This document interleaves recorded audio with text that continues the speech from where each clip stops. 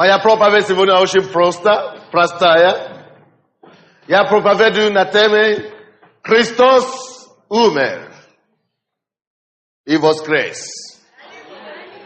Вы скажете, сегодня не Пасха.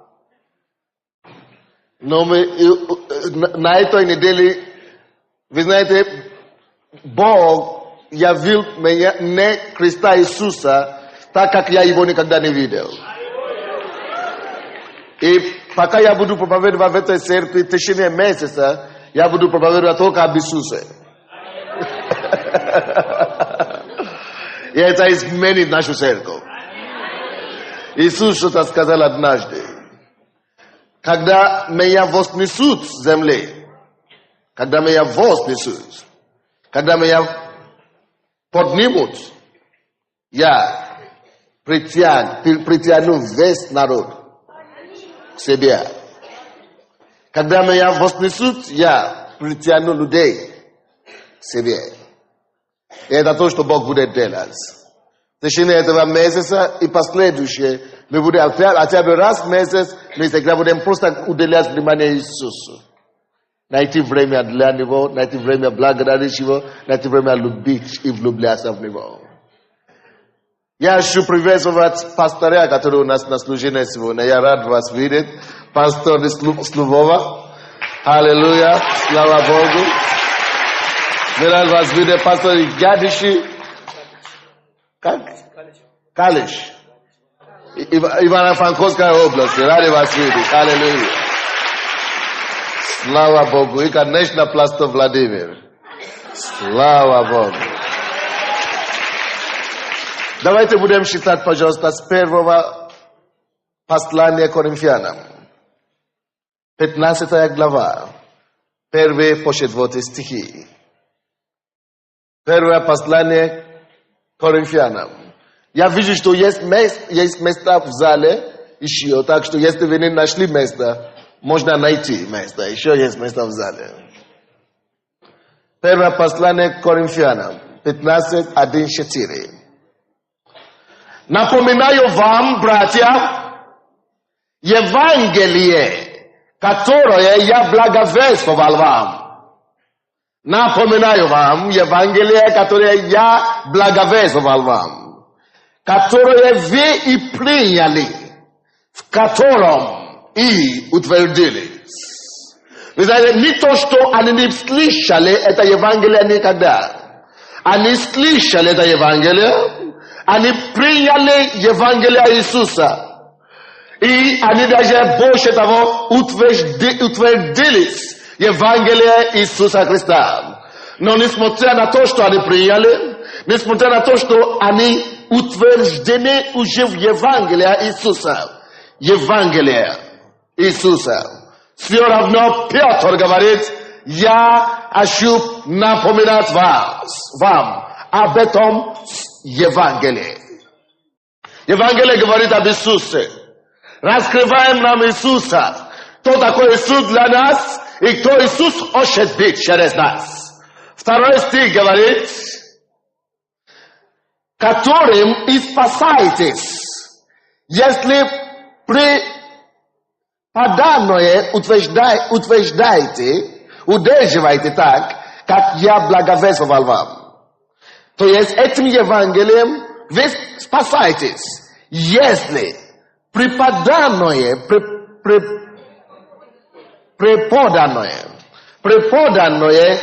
удерживайте так, как я благовествовал вам. Если только не тщетно уверовали. Что он имеет в виду? Читаем дальше. Ибо я первоначально преподал вам, что и сам принял, то есть, что Христос умер за грехи наши, по Писанию, и что Он погребен был, и что воскрес третий день, по Писанию. Очень просто. Очень просто. Все, о чем он говорил, то заключается только в одном. То, что Христос умер за грехи наши, по Писанию. и что он погребен был, и что воскрес третий день по Писанию. Это простая истина о смерти Иисуса Христа, о его погреблении и о его воскресении изменила всю историю человечества. Вы слушаете меня? Эти простые истины, эта простая истина изменила всю историю человеческой на истории и существования. Но что оно обозначает для тебя лично? Смерть Иисуса, его погребление и его воскресение. Это особенно актуально для нас с вами, если мы особенно готовимся принять водное крещение в субботу. Вы должны конкретно знать в своем разуме, в своем сердце и в своем духе и быть укоренены в том, что воскресение, смерть, погребление и воскресение Иисуса не является историей для вас. Это не должно быть только рассказ для вас. Это не просто должно быть то, что вы слышали и во что вы уверовали, потому что кто-то говорил. Это должно быть той истиной, которой вы живете каждым днем и каждым часом. Вы должны жить этим истиной каждый день. То есть, смерть Иисуса Христа должна быть видна в тебе каждый день. Погребление Иисуса Христа должно быть показано в тебе лично. Воскресение Иисуса должно быть явлено через твоей конкретной и моей конкретной жизни. Как в практическом виде или в практическом плане Иисус являет его смерть, как ты являешь смерть Иисуса, как ты являешь его погребление и как ты являешь его воскресение. Раскодировать, или как говорится, да, расшифровать смерть и воскресение Иисуса для тебя лично. Ты это должен быть в своем сознании. Ты должен это понять абсолютно, правильно, и ты должен жить этим. Смерть и воскресение Иисуса в моей личной жизни каждый день. Откройте, пожалуйста, к Римлянам 6 главу. То, что вы уже знаете, которое нужно вам напоминать. К Римлянам 6. Будем читать с 3 по 6 стихи. К Римлянам 6, 3 стиха по 6. Неужели не знаете, что все мы, крестившиеся во Христа Иисуса, смерть его крестились? Неужели не знаете, что все мы, крестившиеся во Христа Иисуса, смерть его крестились? Итак, мы погреблись с ним крещением в смерть. Это значит, ты участвуешь в смерти Иисуса. И я участвую в смерти Иисуса. Дабы, как Христос воскрес из мертвых славою Отца, так и нам ходить в обновленной жизни. Ибо, если мы соединены с Ним подобием смерти Его, то должны быть соединены и подобием воскресения. Зная то, что ветхий наш человек распястым, чтобы упразднено было тело греховное, дабы нам не быть уже рабами греху. Это говорит нам две вещи, на которые я бы хотел уделить наше внимание сегодня. Первое. Его смерть стала твоей смертью. Смотрите на меня. Ты мертв. Ты умер. Wy, miot wy, jeste przyjęli Jezusa. Многие люди, есть многие другие люди, которые принимают Иисуса и приняли Иисуса, и я молю Богу, чтобы Он совершил это чудо среди вас сегодня. Есть многие из нас, которые мы ходим в церковь, но мы не мертвые. Мы еще не принимали участие в смерти Иисуса. Мы приняли Иисуса, мы получаем от Него шоколадки, мы видим Его руки, но мы не видели Его сердца. Мы ходим в церковь, потому что Он дает нам благословение. Но смерть еще не умерли. О какой смерти речь идет? Слушайте внимательно.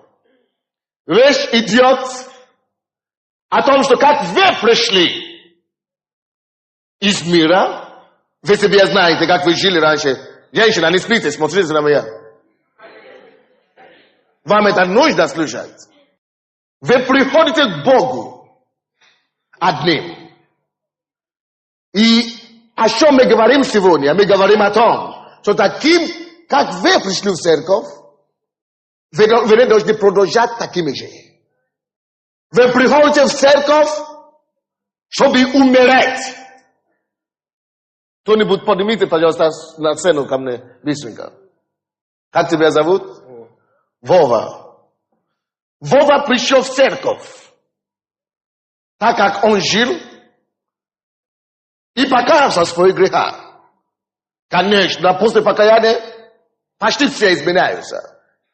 Но это еще не значит смерть. После покаяния, да, Иисус собрал вредные привычки. Но это еще не значит смерть. Он пришел таким. У него было много хорошего в жизни и много плохого. Но когда он принял уже теперь Иисуса, делал шаг и принял Иисуса. На этом старом месте, каким он пришел, Бог ожидает, чтобы там он умер, таким, как он пришел. Чтобы он больше уже не жил и не являлся, и не был видным людей так, как он был. Чтобы после этой встречи с Иисусом, чтобы он не только умер, но чтобы он был погреблен, и чтобы абсолютно новый человек стал в его облике. Пишу вам об этом, чтобы напоминать вам то Евангелие, которое мы слышали и передали вам о смерти Иисуса. Смерть Иисуса должна стать твоей смертью. Забудь о твоего «я». Многие из нас, мы приходим к Богу, мы сохраняем свое «я». «Я» плюс Бог. «Я» плюс Иисуса. Плюс Бога. «Я» плюс воскресное служение. «Я» плюс молитва. Библия говорит, это не то, что Иисус хотел видеть в тебе. Он не рад, когда ты так поступаешь. Цель, почему Иисус умер, заключается в том, чтобы все, которые придут к Нему, могли умереть для себя, и чтобы вместо них Иисус, который умер, который посеял свою жизнь, чтобы Он мог жить в этих людях, которые пришли к Нему. Ожидается, чтобы Он умер, и когда Он умрет, и когда Он восстанет, чтобы Он восстанет уже не Вова, но чтобы Он восстанет уже Вова во Христе Иисусе. Это значит, что это значит? Это значит, внешне, вроде бы мы еще видим Вова, но внутри уже не Вова живет. Внутри суд человека есть его дух. Чтобы суд жизни Вовы уже был Иисус. Только таких людей Бог употребляет. Люди, которые умерли. Когда ты умер, тогда Бог, Иисус Христос, мог явить себя тебе. Только после того, как ты умрешь, fosse foi licht dort katone prishna bogu tak te prisho so vi te poda so bil mjotvom to gata it foi mjotova mesta vostanit vos kresheva Krista Люди будут видеть тебя, твое тело, то же самое. Но внутри они уже не увидят тебя и не останется след о тебе. То, что они увидят лишь Иисуса. Тогда, только в этом случае, ты станешь устами Иисуса. Иисус начнет говорить через тебя. Тогда твои глаза станут глазами Иисуса. Тогда твои руки превращаются в руки Иисуса. Потому что ты умер, тот, кто там Иисус. Он будет тебя направлять и проявлять тебя. Вот почему Иисус ушел, слушайте меня, так, чтобы каждый верующий мог иметь Иисуса с собой и в нем. В себе и с собой. Поэтому смотри на себя сейчас и опустошай себя, убери себя с трона. И представляй, что сейчас в этом храме, в этом хижине живет теперь Иисус. Тогда ты не будешь бояться молиться за больных. Тогда тебе уже не будет страшно благовествовать. Потому что не ты уже это делаешь, ты мертв. Теперь тебя не будет стыдно прославлять Господа, или танцевать, или сделать себя посмешищем. Люди, которые стесняются, это делают, это потому что они еще не умерли. Они еще там. Но когда тебя больше там нету, ты все делай то, что угождает Бога, ты не обращай внимание на то, что люди делают, или то, что люди говорят, тебя не болит за это, потому что тебя уже нет на месте. Это то, что мы называем его смерть, стала твоей смертью. Умер ли ты сегодня? Или ты еще на троне твоей жизни? Проще всего, дорогие мои, быть мертвым. Для себя, таким, как вы пришли, просто говорить: Господь, все, сдаюсь. Тогда вы не бойтесь за свою репутацию Божию. Нет, никогда в жизни. Не я, причем я тут. Тогда вы больше не бойтесь о твоей будущем, о твоей завтра. Не я живу, теперь я уже умер. Моя завтра — это Иисус. Моя настоящая — это Иисус. Я хожу с Иисусом. Я двигаюсь им. Я существую им. Я слушаю им. Иисус. О, Иисус, Иисус. Представь себе, что Иисус в тебе. Он не есть материя, он есть дух сейчас, дух святой. Но он является то же самое сегодня, как и вчера. Когда его смертью станет твоей смертью, тогда людям не будет тяжело жить с тобой. Тогда никто не будет жаловаться, что он с тобой разговаривает или с тобой столкнулся. Тогда каждый, кто столкнулся с тобой, будет благословленный. Когда ты будешь говорить, это слова сбивается. Потому что ты видишь, ты говоришь не как от себя, но ты говоришь как от лица Иисуса. Дорогие мои, я познакомился с Иисусом на этой неделе по-новому. И я молюсь, чтобы это откровение стало вашим откровением. Целый месяц я буду проповедовать об Иисусе. Иисус будет менять нас. И многие из нас будем Богом употреблены, чтобы делать величайшие чудеса, чтобы даже воскрешать мертвых. Потому что мы будем знать, что это не мы, но Иисус.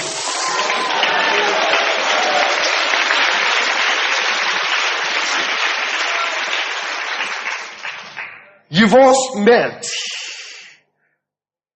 Пускай будет в вашем сердце. О чем мы проповедуем? Иисус, который умер и воскрес. Когда он умер, Сандей, который моя мама родила, он тоже умер. Его смерть является моей смертью. Каждый раз, когда я думаю об Иисусе, каждый раз, когда кто-то говорит о смерти Иисуса, это напоминает меня о своей личной и собственной смерти. О том, что я сам мертв. И этот процесс смерти для нас в духовном мире, это не процесс, это событие, совершенно мгновенно. Но в тебе, каждый день ты должен умереть. Каждый день ты должен превратить это в действительность в твоей жизни. Напоминать себе об этом. Почему? Потому что твой разум был программирован по-другому раньше. Тебе надо обновлять это тем, то, что есть, ты есть сейчас. Ефесянам 4 главу. Откройте Ефесянам 4. 22 по 24 стихи. Ефесянам 4, 22 по 24 стихи. Отложить прежний образ жизни ветхого человека. Алло? Почему ветхий человек? Когда речь идет о ветхом, это значит речь идет о прошедшем, о старом. Это значит есть новое. Дорогие мои, то, что называется ветхий, это та личность ваша, которая умерла со Христом. Многие из вас, дьявол, пытается со всякой усилием воскресить вашего ветхого человека через ваше сознание и разум. Но вы знаете, вы просто скажете, я мертв со Христом. Его смерть, я был там. Это ветхий человек полностью, остатки от старого, от ветхого человека, я отлагаю. Библия повелевает нас, чтобы мы отложили остатки ветхого человека каждый день. И уже, это же из прошлого еще. Я отлагаю это. Все, мертв. Место погребления. Отложи прежний образ жизни ветхого человека. Из левающего в обольстительных похотях. Как тебе знать их? В обольстительных похотях. Амин. 23 стих. А обновиться духом ума вашего. Обновиться духом ума вашего. Проблема не в том, что вы не умерли иногда. В духовном мире это уже совершено, но многие не умерли в своем сознании, ума своих. Так что это то, что я хочу, чтобы донести до вас сегодня, дорогие. Убеди себя, убеди свой ум, обнови свой ум, что это уже не ты живешь, но Христос теперь живет в твоем теле, через тебя, в твоем хижине. Проблема с твоим умом в том, что твой ум накопила эту информацию в течение жизненный опыт. Поэтому тебе приходится каждый раз ставить ум на место и себе напомнить о том, что нет, тот человек больше ничего, я больше не хочу о нем вспоминать. Сейчас, если я буду говорить, это уже не я, это уже не тот человек, это уже Христос говорит через меня. Если я поднимаю руку, это рука Иисуса. Если я открываю глаза, это глаза Иисуса. Я вижу, как Он видит. А поэтому это тоже называется обновить духом ума вашего. 24 стих. И облейся в нового человека. Как одержать победу над мыслями и чувствами. Поэтому я написал эту книгу. У нас эта книга сейчас, по-моему, продажа должна быть.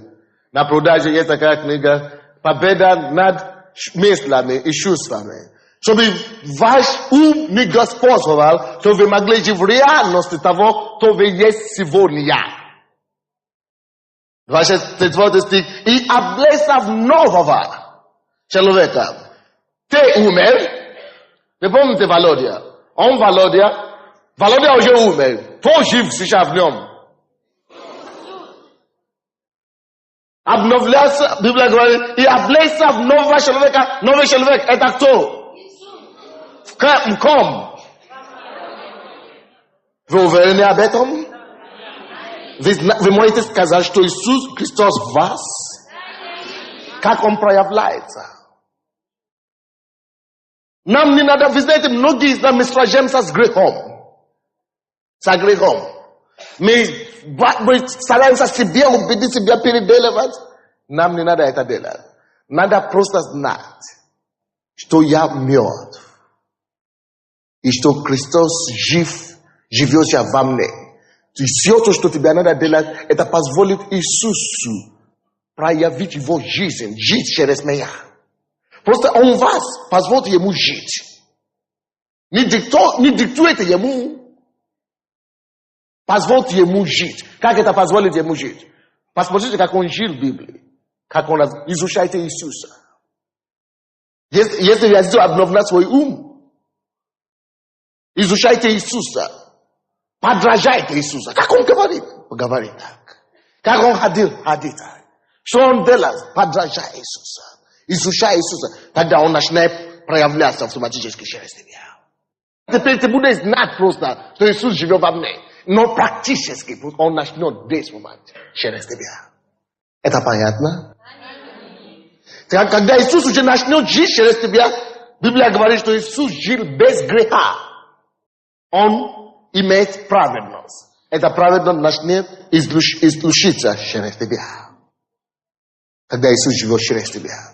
Если тебе надо чудеса и знамения, когда ты изучаешь Иисуса, подражаешь Иисуса, Он начинает жить и проявляет Его чудеса и знамения через тебя. Когда ты молишься, знаешь, что Он возле тебя сейчас. Ты просто общаешься с Ним в молитве. Когда ты приходишь перед обстоятельством и проблемой, и горе, ты знаешь, что это уже не я стою перед этой проблемой, Иисус стоит перед этой проблемой. Как Иисус делает обычно, Он говорит, немного слов, не сколько слов только.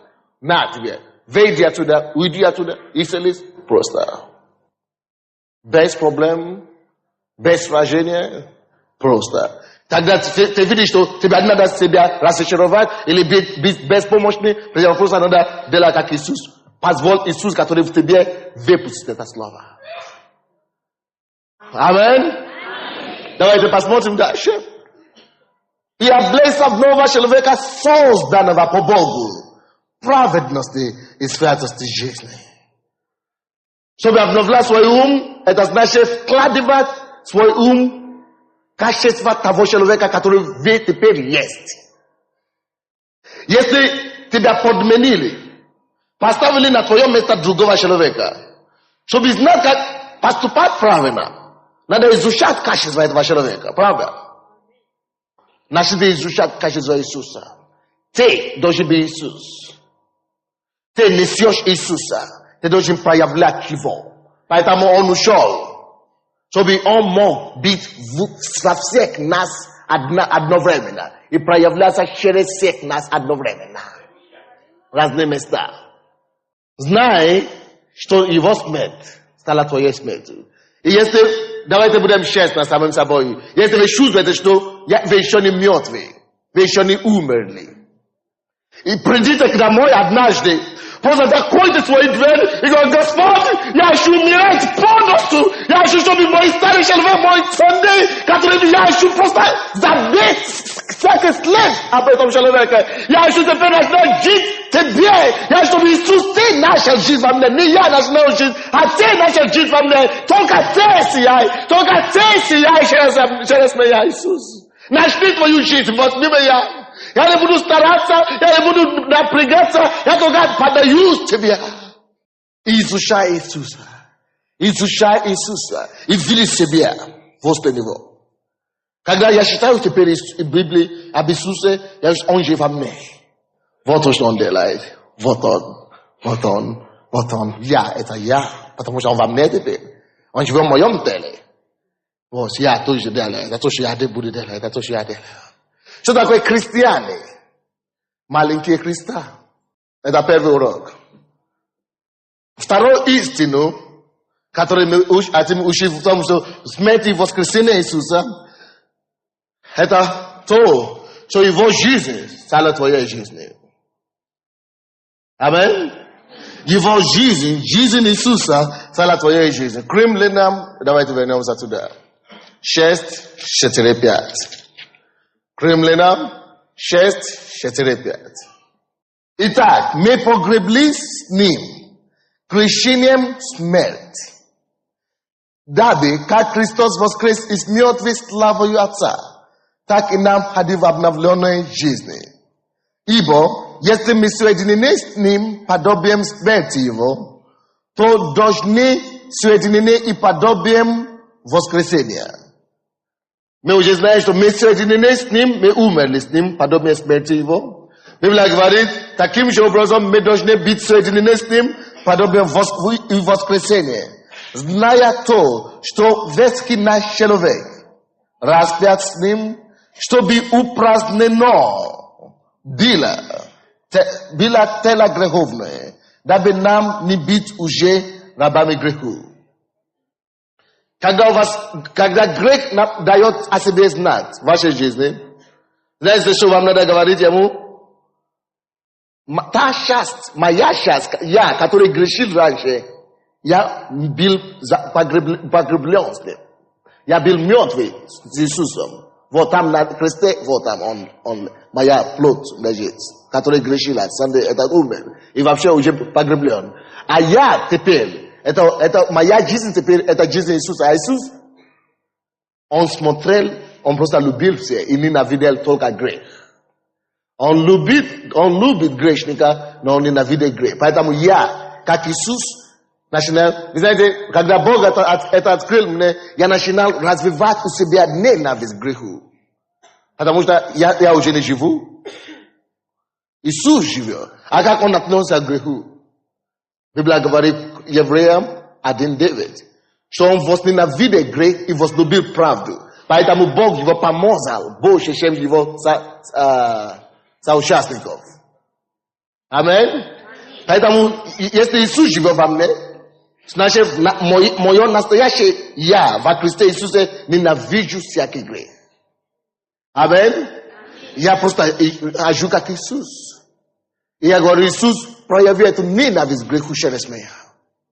А я люблю правду, как Иисус любит правду. Это моя жизнь теперь. Жизнь во Христе Иисусе. То, что я делаю сейчас, я уже не переживаю. А сам то, что будет за мной завтра. Когда я уже не живу, как я могу переживать? Ты говоришь, что у тебя есть жена, у тебя есть семья, у тебя есть это. Если Иисус заботится о своих учениках, не только 12, но и питал 5000 человек. И это Иисус живет во мне. Еще как он будет кормить. Еще как он будет обеспечивать. Ты говоришь, что неужели не надо будет работать? Почему кто тебе сказал? Иисус работал. Он работал даже не в офисе, он работал столером. Он не был ленивым человеком. Изучать, поэтому нужно изучать Иисуса полностью. Изучать его и быть как он. Не стараться просто от себя, но позволить Иисусу жить через вас. Его жизнь сейчас становится вашей жизнью. Что такое жизнь Иисуса?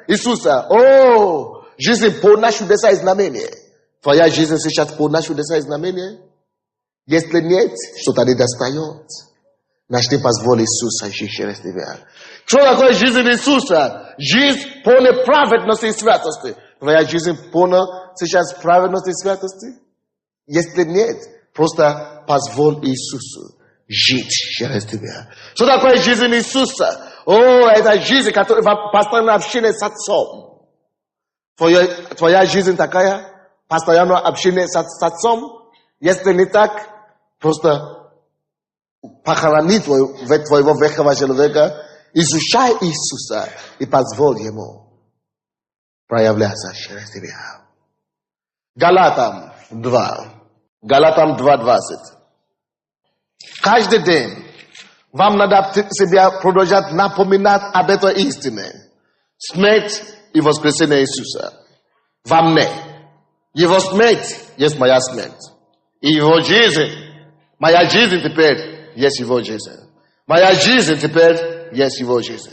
Я уже умер. Теперь я не живу, он живет. Просто через меня.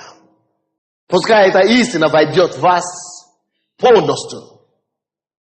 20 стих. Апостол Павел узнал эту истину. И он жил этим истиной. Это истиной. И я молюсь, чтобы Бог открыл нашим глазам. Чтобы мы тоже знали эту истину. И жили по нему. Послушайте, что Павел говорит. И уже не я живу. Вы слушаете? Уже не я живу, но живет во мне Христос. Во мне. Что такое мне? Если уже не я живу, тогда что он имеет в виду, когда он говорит мне? Он имеет в виду своя плоть, свое тело. Значит, уже не я живу, но живет Христос в моем теле, получается. То есть уже не я живу, но Христос живет в моем теле. Не я, уже Христос. Почему необходимо, чтобы это было так? Потому что Иисус продолжает жить сегодня. Но он есть дух. Ему необходимо материально это самое, чтобы контактироваться. Этот мир не видит духа, правда? Они не видят дух. И чтобы они не могли видеть Иисуса. Поэтому Иисус входит в материю, плоть, чтобы проявить себя через вас. Но пока вы будете думать, что это я живу, просто приглашаю Иисуса иногда, тогда вы будете продолжать жить. Но если вы будете каждый день освободиться от себя, от своего ветхого человека и убедить себя и знать в своем разуме, что уже не я живу, но он уже живет через меня теперь, тем Божий Иисус будет проявлять свою жизнь через вас. Слушайте сюда внимательно. Всех людей, кого Бог употребляет могущественно, это потому, что они осознали эту истину. Тебе не надо поститься, чтобы Бог тебя использовал. Тебе не надо молиться слишком много за это. Тебе просто надо позволить Иисусу проявить себя, жить через себя. Тебе просто надо знать это, что ты уже все. Твое время, когда ты сам диктовал, там решал, все уже прошло. Теперь он. Когда тем больше ты отдаешь ему возможность, это проявляется через тебя, тем больше победы у тебя в жизни. И тем больше ты можешь другим еще помочь. Жить целонаправленная жизнь. Павел, откуда его секрет? Почему он добил такой успех? Потому что он позволил Иисусу делал, явить все это через него. Он говорит, уже не я живу, но живет во мне Христос. Живет в моем плоти, в моем теле, в моей плоти Христос. А что ныне живу во плоти, то живу верою Сына Божия, возлюбившего меня и предавшего себя за меня. То, что я живу сейчас, это уже Христос верою я живу, что Он живет во мне. Аминь. Закройте свои глаза, преклоните свою голову. Смерти и воскресения Иисуса. Его смерть должна обозначать твою смерть. О, Иисус. Скажи ему, пригласи его, чтобы он начал полностью жить через тебя и проявлять его настоящую жизнь тебе. Ты умер на репутацию, престиж, что люди будут обо мне думать, на переживание завтрашний день. Я уже умер, это уже мне не касается. Теперь моя жизнь стала его жизнью. Его жизнь стала моей жизнью. Иисус, просто скажите ему, возьми полный контроль. Все, отдаю, все, возьми. Но для этого вам надо обновлять свой разум также. Изучать Иисуса. Подражать Иисуса. Ходить, как Иисус ходит. Поговори с ним. Он возле тебе. Он тебе все равно. Держи его за руку. Библия говорит, что держу вас за правые руки. Смотри ему в лицо и говори просто ему это. Он ближе друга, Ближде родной матери. Надо просто его видеть, осознать его, дорогие. Осознайте Иисуса. Он здесь, возле тебя. Его смерть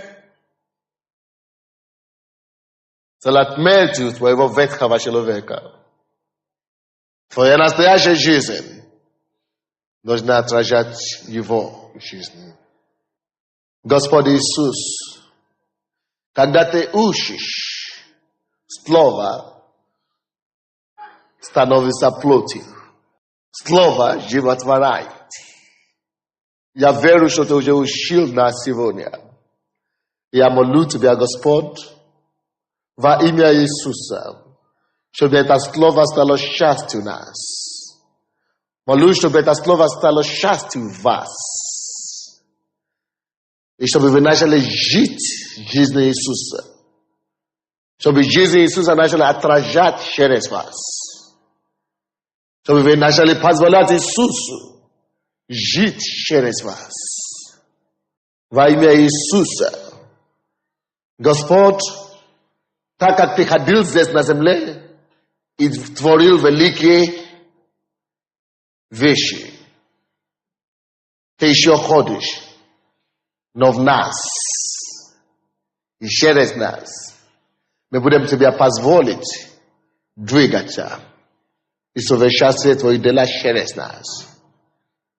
Возьми полную свободу и начни проявлять себя в полной мере через каждого члена этой церкви. Помоги им, Господь, осознать это и обновлять свой разум. Во имя Иисуса Христа. Весь народ сказал: Аминь. Чудесно. Аллилуйя.